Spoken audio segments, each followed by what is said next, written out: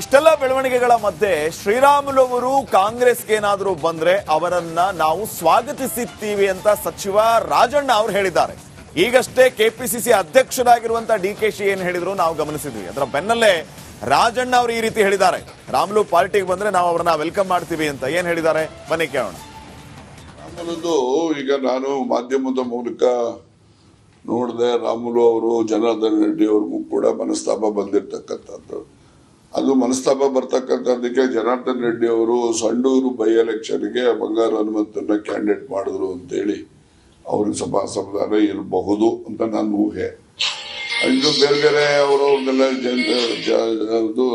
ಜಂಟಿ ಬಿಸ್ನೆಸ್ಗಳು ಅವು ಇವು ಎಲ್ಲ ಇದಾವೆ, ಅದೆಲ್ಲಾರು ಬಂದಿರ್ಬೋದು, ಅಥವಾ ಈ ರಾಜಕೀಯದಲ್ಲಿ ಇದ್ರಿಂದಾರು ಬಂದಿರಬಹುದು. ಆದ್ರೆ ಒಂದು ಏನಂದ್ರೆ, Ramulu is also A powerful leader of our community. ಅವರು ನಮ್ಮ ಸಮಾಜದಲ್ಲಿ ಒಂದು ಒಳ್ಳೆ ಹೆಸರನ್ನ ಗಳಿಸಿದಂತವ್ರು. ಅವರು ಕೂಡ BSR ಪಾರ್ಟಿನ ಪ್ರಾರಂಭ ಮಾಡಿ ಒಂದು 5-6 ಜನ MLAಗಳನ್ನು ಅವ್ರು ಗೆಲ್ಲಿಸ್ಕೊಂಡಿದ್ರು. ಅದರಿಂದ ಅವರು ಕೂಡ ಒಬ್ಬ ಪ್ರಭಾವಿ ನಾಯಕ, not only for ST community. ಅವರು ಎಲ್ಲ ಸಮುದಾಯದವರು ಕೂಡ ಅವರನ್ನ ವಿಶ್ವಾಸದಿಂದ ಕಾಣ್ತಾ ಇದ್ದದಂತದ್ದು ನಾನು ನೋಡಿದ್ದೀನಿ.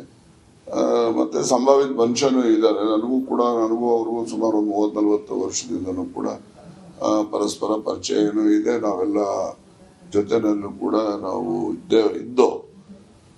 ಈಗ ಅವ್ರೇನಾದ್ರು BJP ಪಾರ್ಟಿನಲ್ಲಿ ಅವ್ರಿಗೇನಾದ್ರು ಅಸಮಾಧಾನ ಆಗಿ ಅವ್ರೇನಾದ್ರು ಹೊರ ಬಂದ್ರೆ ಕಾಂಗ್ರೆಸ್ಗೆ ನಾನು ಅವರನ್ನ ಸ್ವಾಗತ ಮಾಡ್ತೀನಿ.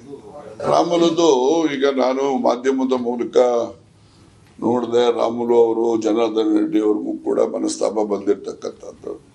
ಅದು ಮನಸ್ತಾಪ ಬರ್ತಕ್ಕಂಥದ್ದಕ್ಕೆ ಜನಾರ್ದನ್ ರೆಡ್ಡಿ ಅವರು ಸಂಡೂರು ಬೈ ಎಲೆಕ್ಷನ್ಗೆ ಬಂಗಾರ ಹನುಮಂತನ್ನ ಕ್ಯಾಂಡಿಡೇಟ್ ಮಾಡಿದ್ರು ಅಂತೇಳಿ ಅವ್ರಿಗೆ ಸ್ವಲ್ಪ ಅಸಮಾಧಾನ ಇರಬಹುದು ಅಂತ ನನ್ನ ಊಹೆ.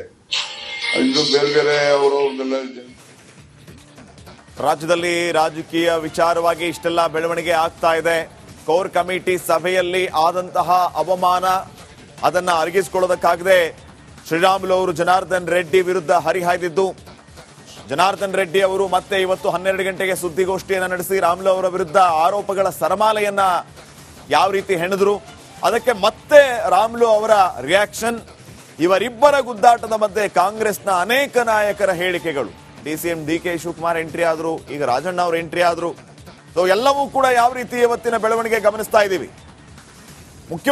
ಮುಖ್ಯವಾದಂತ ಒಂದು ವಿಚಾರ ಜನಾರ್ದನ್ ರೆಡ್ಡಿ ಅವರು ಹೇಳಿದ್ದೇನಂತಂದ್ರೆ, ಶ್ರೀರಾಮುಲು ಅವರನ್ನ ಕಾಂಗ್ರೆಸ್ ಪಾರ್ಟಿಗೆ ಕರೆ ತರೋದಕ್ಕೆ DK ಶಿವಕುಮಾರ್ ಅವರು ಪ್ರಯತ್ನ ಮಾಡ್ತಾ ಇದ್ದಾರೆ.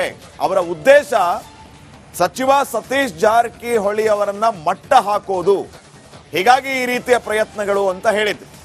ಅದಕ್ಕೆ ಈಗ DCM DK ಶಿವಕುಮಾರ್ ಕೂಡ ರಿಯಾಕ್ಟ್ ಮಾಡಿದ್ದಾರೆ. ಸ್ವತಃ ರಾಮುಲು ಅವರು ಕೂಡ ಪ್ರತಿಕ್ರಿಯೆ ನೀಡಿದ್ದಾರೆ. ಆ ನಾಯಕನನ್ನ ಮಟ್ಟ ಹಾಕೋದಕ್ಕೆ ನಾನ್ಯಾರು ಅನ್ನುವಂತಹ ಪ್ರಶ್ನೆಯನ್ನ ರಾಮುಲು ಅವರು ಮಾಡಿದ್ದಾರೆ. ಇದರ ಜೊತೆಗೆ DCM DK ಶಿವಕುಮಾರ್ ಅವರು ಹೇಳಿದ್ದು, ಜನಾರ್ದನ್ ರೆಡ್ಡಿ ಅವರು ಸುಳ್ಳು ಹೇಳ್ತಾ ಇದ್ದಾರೆ, ಅವರ ಪಾರ್ಟಿಯ ಇಂಟರ್ನಲ್ ಪ್ರಾಬ್ಲಮ್ಸ್ಗೋಸ್ಕರ ಈ ರೀತಿಯ ಆರೋಪಗಳನ್ನ ಮಾಡ್ತಾ ಇದ್ದಾರೆ, ಅವುಗಳನ್ನು ಮುಚ್ಚಿ ಹಾಕೋದಕ್ಕೆ ಈ ರೀತಿಯ ಪ್ರಯತ್ನಗಳಾಗ್ತಾ ಇದೆ. ನಾವು ಈ ರೀತಿ ಯಾರನ್ನು ಮಾತಾಡಿಸಿಲ್ಲ, ಯಾರನ್ನು ಕರೆದಿಲ್ಲ, ಬಹುಶಃ ಅವರೇ ರಾಮುಲುನ ಪಾರ್ಟಿಯಿಂದ ಹೊರಗಡೆ ಹಾಕೋದಕ್ಕೆ ಈ ರೀತಿ ಮಾತಾಡ್ತಿದ್ದಾರೋ ಏನೋ ಅಂತ DCM DK ಶಿವಕುಮಾರ್ ಅವರು ಕೂಡ ಹೇಳಿದ್ರು. ಈ ಮಧ್ಯೆ ಸಚಿವ ರಾಜಣ್ಣ ಅವರು ರಾಮುಲು ಅವರು ಪಾರ್ಟಿಗೆ ಬರೋದಾದ್ರೆ ಸ್ವಾಗತ ಅಂತ ಹೇಳಿದ್ದಾರೆ. ಈಗ ರಾಮುಲು ಅವರು ಇಷ್ಟಕ್ಕೆ ಸುಮ್ಮನಾಗ್ತಾರಾ? ಇದೇ ರೀತಿಯ ವೈಮನಸ್ಸು ಮುಂದುವರೆದ್ರೆ ಅದು ಪಾರ್ಟಿಯ ಸಂಘಟನೆ ಮೇಲೆ ಯಾವ ರೀತಿ ಪರಿಣಾಮ ಬೀರಬಹುದು? ಯಾಕೆಂದ್ರೆ ಸದಾ ರಾಮುಲು ಅವರು ಹೇಳಿದ್ರು, ನಾನು ಪ್ರೈಮ್ ಮಿನಿಸ್ಟರ್ನ ಮೀಟ್ ಆಗ್ತೀನಿ, ಅಮಿತ್ ಶಾ ಅವ್ರನ್ನ ಮೀಟ್ ಆಗ್ತೀನಿ, ರಾಜನಾಥ್ ಸಿಂಗ್, ಗಡ್ಕರಿ ಅವ್ರನ್ನ ಭೇಟಿಯಾಗಿ ಎಲ್ಲ ವಿಚಾರಗಳನ್ನ ಅವರ ಗಮನಕ್ಕೆ ತರ್ತೀನಿ ಅಂತ ಹೇಳ್ತಿದ್ದಾರೆ. ಇದು ಎಲ್ಲಿ ಹೋಗಿ ತಲುಪುತ್ತೋ ನೋಡೋಣ. ಇಷ್ಟೆಲ್ಲ ಬೆಳವಣಿಗೆಗಳ ಮಧ್ಯೆ ಶ್ರೀರಾಮುಲು ಅವರು ಕಾಂಗ್ರೆಸ್ಗೆ ಏನಾದರೂ ಬಂದ್ರೆ ಅವರನ್ನ ನಾವು ಸ್ವಾಗತಿಸುತ್ತೀವಿ ಅಂತ ಸಚಿವ ರಾಜಣ್ಣ ಅವರು ಹೇಳಿದ್ದಾರೆ. ಈಗಷ್ಟೇ ಕೆಪಿಸಿಸಿ ಅಧ್ಯಕ್ಷರಾಗಿರುವಂತ DKಶಿ ಏನ್ ಹೇಳಿದ್ರು ನಾವು ಗಮನಿಸಿದ್ವಿ. ಅದರ ಬೆನ್ನಲ್ಲೇ ರಾಜಣ್ಣ ಅವರು ಈ ರೀತಿ ಹೇಳಿದ್ದಾರೆ, ರಾಮುಲು ಪಾರ್ಟಿಗೆ ಬಂದ್ರೆ ನಾವು ಅವರನ್ನ ವೆಲ್ಕಮ್ ಮಾಡ್ತೀವಿ ಅಂತ. ಏನ್ ಹೇಳಿದ್ದಾರೆ ಬನ್ನಿ ಕೇಳೋಣ.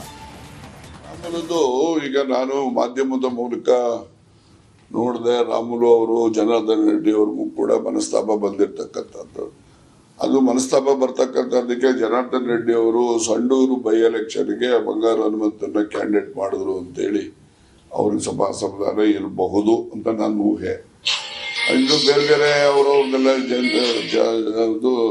ಜಂಟಿ ಬಿಸ್ನೆಸ್ಗಳು ಅವು ಇವು ಎಲ್ಲ ಇದಾವೆ, ಅದೆಲ್ಲಾರು ಬಂದಿರ್ಬೋದು, ಅಥವಾ ಈ ರಾಜಕಾರಣದಲ್ಲಿ ಇದ್ರಿಂದಾನು ಬಂದಿರಬಹುದು. ಆದ್ರೆ ಒಂದು ಏನಂದ್ರೆ ರಾಮನು is also A powerful leader of our community. ಅವರು ನಮ್ಮ ಸಮಾಜದಲ್ಲಿ ಒಂದು ಒಳ್ಳೆ ಹೆಸರನ್ನ ಗಳಿಸಿದಂತವ್ರು. ಅವರು ಕೂಡ BSR ಪಾರ್ಟಿನ ಪ್ರಾರಂಭ ಮಾಡಿ ಒಂದು 5-6 ಜನ MLAಗಳನ್ನು ಅವ್ರು ಗೆಲ್ಲಿಸ್ಕೊಂಡಿದ್ರು. ಅದರಿಂದ ಅವರು ಕೂಡ ಒಬ್ಬ ಪ್ರಭಾವಿ ನಾಯಕ, not only for ST community, ಅವರು ಎಲ್ಲ ಸಮುದಾಯದವರು ಕೂಡ ಅವರನ್ನ ವಿಶ್ವಾಸದಿಂದ ಕಾಣ್ತಾ ಇದ್ದದಂತದ್ದು ನಾನು ನೋಡಿದ್ದೀನಿ. ಮತ್ತೆ ಸಂಭಾವಿತ ಮನುಷ್ಯನೂ ಇದ್ದಾರೆ. ನನಗೂ ಅವರು ಸುಮಾರು 30-40 ವರ್ಷದಿಂದನೂ ಕೂಡ ಪರಸ್ಪರ ಪರಿಚಯನೂ ಇದೆ. ನಾವೆಲ್ಲ ಜೊತೆನಲ್ಲೂ ಕೂಡ ನಾವು ಇದ್ದೋ. ಈಗ ಅವ್ರೇನಾದ್ರು BJP ಪಾರ್ಟಿನಲ್ಲಿ ಅವ್ರಿಗೇನಾದ್ರು ಅಸಮಾಧಾನ ಆಗಿ ಅವ್ರೇನಾದ್ರು ಹೊರ ಬಂದ್ರೆ ಕಾಂಗ್ರೆಸ್ಗೆ ನಾನು ಅವರನ್ನ ಸ್ವಾಗತ ಮಾಡ್ತೀನಿ. ರಾಮುಲುದು ಈಗ ನಾನು ಮಾಧ್ಯಮದ ಮೂಲಕ ನೋಡಿದೆ. ರಾಮುಲು ಅವರು ಜನಾರ್ದನ್ ರೆಡ್ಡಿ ಅವ್ರಿಗೂ ಕೂಡ ಮನಸ್ತಾಪ ಬಂದಿರ್ತಕ್ಕಂಥದ್ದು. ಅದು ಮನಸ್ತಾಪ ಬರ್ತಕ್ಕಂಥದ್ದಕ್ಕೆ ಜನಾರ್ದನ್ ರೆಡ್ಡಿ ಅವರು ಸಂಡೂರು ಬೈ ಎಲೆಕ್ಷನ್ಗೆ ಬಂಗಾರು ಹನುಮಂತನ್ನ ಕ್ಯಾಂಡಿಡೇಟ್ ಮಾಡಿದ್ರು ಅಂತೇಳಿ ಅವ್ರಿಗೆ ಸ್ವಲ್ಪ ಅಸಮಾಧಾನ ಇರಬಹುದು ಅಂತ ನನ್ನ ಊಹೆ. ಇನ್ನು ಬೇರೆ ಬೇರೆ ಅವರವ್ರನ್ನೆಲ್ಲ ರಾಜ್ಯದಲ್ಲಿ ರಾಜಕೀಯ ವಿಚಾರವಾಗಿ ಇಷ್ಟೆಲ್ಲ ಬೆಳವಣಿಗೆ ಆಗ್ತಾ ಇದೆ. ಕೋರ್ ಕಮಿಟಿ ಸಭೆಯಲ್ಲಿ ಆದಂತಹ ಅವಮಾನ ಅದನ್ನ ಅರಗಿಸಿಕೊಳ್ಳೋದಕ್ಕಾಗದೆ ಶ್ರೀರಾಮುಲು ಅವರು ಜನಾರ್ದನ್ ರೆಡ್ಡಿ ವಿರುದ್ಧ ಹರಿಹಾಯ್ದಿದ್ದು.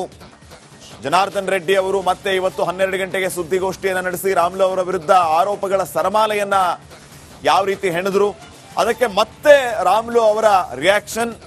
ಇವರಿಬ್ಬರ ಗುದ್ದಾಟದ ಮಧ್ಯೆ ಕಾಂಗ್ರೆಸ್ನ ಅನೇಕ ನಾಯಕರ ಹೇಳಿಕೆಗಳು. DCM DK ಶಿವಕುಮಾರ್ ಎಂಟ್ರಿ ಆದ್ರು, ಈಗ ರಾಜಣ್ಣ ಅವರು ಎಂಟ್ರಿ ಆದ್ರು. ಸೊ ಎಲ್ಲವೂ ಕೂಡ ಯಾವ ರೀತಿ ಇವತ್ತಿನ ಬೆಳವಣಿಗೆ ಗಮನಿಸ್ತಾ ಇದ್ದೀವಿ. ಮುಖ್ಯವಾದಂತ ಒಂದು ವಿಚಾರ ಜನಾರ್ದನ್ ರೆಡ್ಡಿ ಅವರು ಹೇಳಿದ್ದೇನಂತಂದ್ರೆ, ಶ್ರೀರಾಮುಲು ಅವರನ್ನ ಕಾಂಗ್ರೆಸ್ ಪಾರ್ಟಿಗೆ ಕರೆ ತರೋದಕ್ಕೆ DK ಶಿವಕುಮಾರ್ ಅವರು ಪ್ರಯತ್ನ ಮಾಡ್ತಾ ಇದ್ದಾರೆ. ಅವರ ಉದ್ದೇಶ ಸಚಿವ ಸತೀಶ್ ಜಾರಕಿಹೊಳಿ ಅವರನ್ನ ಮಟ್ಟ ಹಾಕೋದು, ಹೀಗಾಗಿ ಈ ರೀತಿಯ ಪ್ರಯತ್ನಗಳು ಅಂತ ಹೇಳಿದ್ರು. ಅದಕ್ಕೆ ಈಗ DCM DK ಶಿವಕುಮಾರ್ ಕೂಡ ರಿಯಾಕ್ಟ್ ಮಾಡಿದ್ದಾರೆ. ಸ್ವತಃ ರಾಮುಲು ಅವರು ಕೂಡ ಪ್ರತಿಕ್ರಿಯೆ ನೀಡಿದ್ದಾರೆ. ಆ ನಾಯಕನನ್ನ ಮಟ್ಟ ಹಾಕೋದಕ್ಕೆ ನಾನ್ಯಾರು ಅನ್ನುವಂತಹ ಪ್ರಶ್ನೆಯನ್ನ ರಾಮುಲು ಅವರು ಮಾಡಿದ್ದಾರೆ. ಇದರ ಜೊತೆಗೆ DCM DK ಶಿವಕುಮಾರ್ ಅವರು ಹೇಳಿದ್ದು, ಜನಾರ್ದನ್ ರೆಡ್ಡಿ ಅವರು ಸುಳ್ಳು ಹೇಳ್ತಾ ಇದ್ದಾರೆ, ಅವರ ಪಾರ್ಟಿಯ ಇಂಟರ್ನಲ್ ಪ್ರಾಬ್ಲಮ್ಸ್ಗೋಸ್ಕರ ಈ ರೀತಿಯ ಆರೋಪಗಳನ್ನ ಮಾಡ್ತಾ ಇದ್ದಾರೆ, ಅವುಗಳನ್ನು ಮುಚ್ಚಿ ಹಾಕೋದಕ್ಕೆ ಈ ರೀತಿಯ ಪ್ರಯತ್ನಗಳಾಗ್ತಾ ಇದೆ. ನಾವು ಈ ರೀತಿ ಯಾರನ್ನು ಮಾತಾಡಿಸಿಲ್ಲ, ಯಾರನ್ನು ಕರೆದಿಲ್ಲ, ಬಹುಶಃ ಅವರೇ ರಾಮುಲುನ ಪಾರ್ಟಿಯಿಂದ ಹೊರಗಡೆ ಹಾಕೋದಕ್ಕೆ ಈ ರೀತಿ ಮಾತಾಡ್ತಿದಾರೋ ಏನೋ ಅಂತ DCM DK ಶಿವಕುಮಾರ್ ಅವರು ಕೂಡ ಹೇಳಿದ್ರು. ಈ ಮಧ್ಯೆ ಸಚಿವ ರಾಜಣ್ಣ ಅವರು ರಾಮುಲು ಅವರು ಪಾರ್ಟಿಗೆ ಬರೋದಾದ್ರೆ ಸ್ವಾಗತ ಅಂತ ಹೇಳಿದ್ದಾರೆ. ಸೊ ಈಗ ರಾಮುಲು ಅವರು ಇಷ್ಟಕ್ಕೆ ಸುಮ್ಮನಾಗ್ತಾರಾ? ಇದೇ ರೀತಿಯ ವೈಮನಸ್ಸು ಮುಂದುವರೆದ್ರೆ ಅದು ಪಾರ್ಟಿಯ ಸಂಘಟನೆ ಮೇಲೆ ಯಾವ ರೀತಿ ಪರಿಣಾಮ ಬೀರಬಹುದು? ಯಾಕಂದ್ರೆ ಸದಾ ರಾಮುಲು ಅವರು ಹೇಳಿದ್ರು, ನಾನು ಪ್ರೈಮ್ ಮಿನಿಸ್ಟರ್ನ ಮೀಟ್ ಆಗ್ತೀನಿ, ಅಮಿತ್ ಶಾ ಅವ್ರನ್ನ ಮೀಟ್ ಆಗ್ತೀನಿ, ರಾಜನಾಥ್ ಸಿಂಗ್, ಗಡ್ಕರಿ ಅವ್ರನ್ನ ಭೇಟಿಯಾಗಿ ಎಲ್ಲಾ ವಿಚಾರಗಳನ್ನ ಅವರ ಗಮನಕ್ಕೆ ತರ್ತೀನಿ ಅಂತ ಹೇಳ್ತಿದ್ದಾರೆ. ಸೊ ಇದು ಎಲ್ಲಿ ಹೋಗಿ ತಲುಪುತ್ತೋ ನೋಡೋಣ.